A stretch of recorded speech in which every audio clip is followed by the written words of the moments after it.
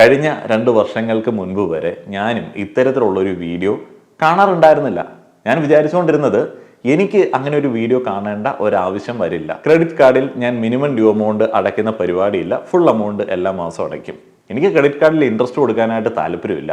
അങ്ങനെ ബാങ്കുകാരുടെ ആ ഒരു പരിപാടിയിൽ ഞാൻ വീണ് പോവില്ല. അങ്ങനെയൊക്കെ ചിന്തിച്ചുകൊണ്ടിരുന്ന ഒരു സമയം ഉണ്ടായിരുന്നു. എന്നാൽ ഈ കഴിഞ്ഞ ഒരു 8 മാസങ്ങളായിട്ട് മിക്കവാറും ചില മാസങ്ങളിൽ ഞാൻ ചില കാർഡുകളിലെങ്കിലും മിനിമം ഡ്യൂ എമൗണ്ട് മാത്രം അടയ്ക്കേണ്ടി വരാറുണ്ട്. അതെന്തുകൊണ്ടാണെന്ന് വെച്ച് കഴിഞ്ഞാൽ ആവശ്യം, അത്യാവശ്യം, ആഗ്രഹം എന്നീ കാര്യങ്ങളിൽ സ്പെൻഡ് ചെയ്യുന്നതിലുണ്ടായ ചില പ്രശ്നങ്ങൾ കൊണ്ടാണ്. ഈ കഴിഞ്ഞ 8 മാസങ്ങൾക്കിടയിലായിരുന്നു എൻ്റെ വിവാഹം. ഞാനും എൻ്റെ പാർട്ണറും വളരെയധികം കാലം പ്രണയിച്ച് ആഗ്രഹിച്ചിട്ടാണ് വിവാഹം കഴിച്ചത്.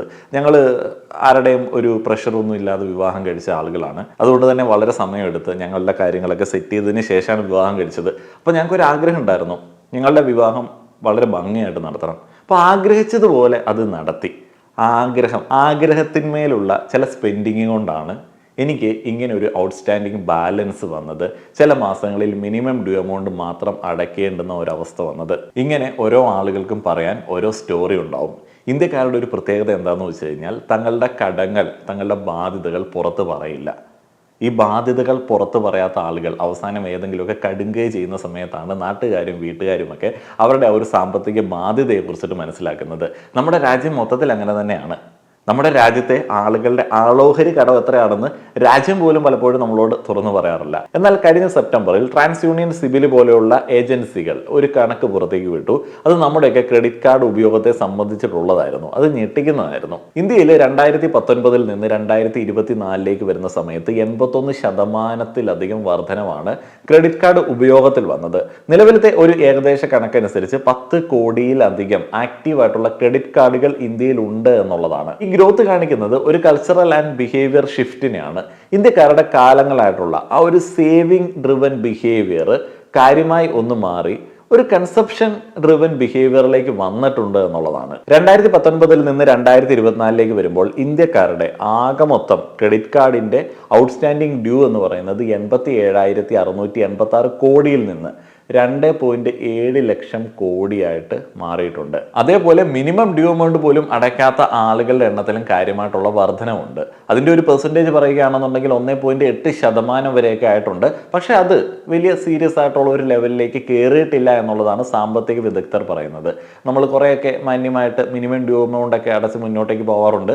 ഒരു ക്രെഡിറ്റ് കാർഡിൽ നിന്ന് അങ്ങോട്ടും ഇങ്ങോട്ടും മാറ്റിയെങ്കിലും ഇന്ത്യക്കാർ മാന്യത കാണിക്കാറുണ്ട് എന്നുള്ളതാണ് ആ ഒരു പെർസെൻറ്റേജ് സൂചിപ്പിക്കുന്നത്.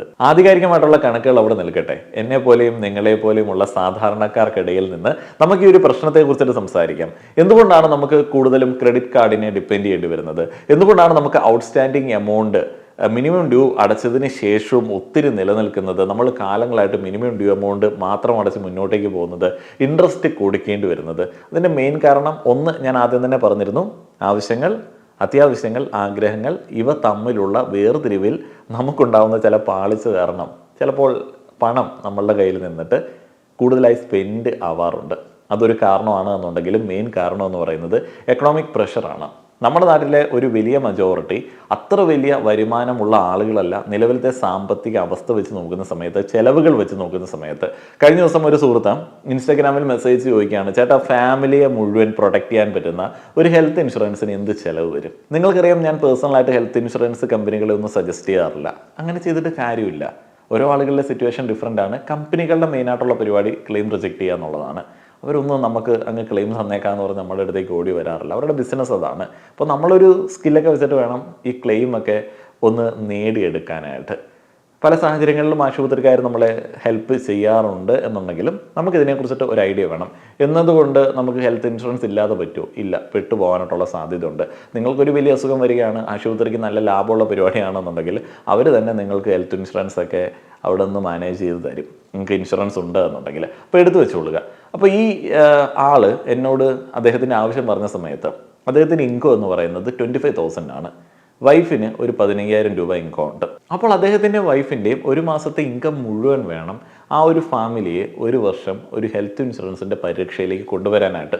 അവരുടെ കുടുംബത്തിലെ അംഗങ്ങൾ, അതേപോലെ തന്നെ പ്രായമായിട്ടുള്ള അച്ഛൻ, അമ്മ, അവരുടെയൊക്കെ കാര്യം കൂടെ കണക്കിലെടുക്കുന്ന സമയത്താണ് കേട്ടോ ആ ഒരു വലിയ തുക വന്നത്. നമ്മുടെയൊക്കെ പ്രായവും നമ്മുടെ വീട്ടിലെ അംഗങ്ങളുടെ എണ്ണമൊക്കെ ഡിപ്പെൻഡ് ചെയ്തിട്ട് നമ്മളുടെ ഇൻഷുറൻസ് തുക വേരി ചെയ്യും. ഒന്ന് ആലോചിച്ച് നോക്കുക, ആ ഒരു കുടുംബത്തിൻ്റെ ഒരു മാസത്തെ വരുമാനം വേണം അവർക്ക് ഒരു ഹെൽത്ത് ഇൻഷുറൻസിലേക്ക് മാറ്റിവെക്കാൻ വേണ്ടി. അവർക്ക് വേറെ എന്തൊക്കെ ചിലവുകളുണ്ട്? ഫുഡ് എക്സ്പെൻസ് ഉണ്ട്, വീട് EMI എന്നുണ്ടെങ്കിൽ അതിൻ്റെ എക്സ്പെൻസ് ഉണ്ട്, കുട്ടികളുടെ വിദ്യാഭ്യാസമുണ്ട്, അങ്ങനെ എന്തൊക്കെ കാര്യങ്ങളുണ്ട്. ഇങ്ങനെ വരുന്ന സാഹചര്യങ്ങളിൽ നമുക്ക് കിട്ടുന്ന ശമ്പളം കൊണ്ട് കൃത്യമായി ചെലവഴിച്ച് മുന്നോട്ടേക്ക് പോകാനായിട്ട് പറ്റുമോ? ഇല്ല.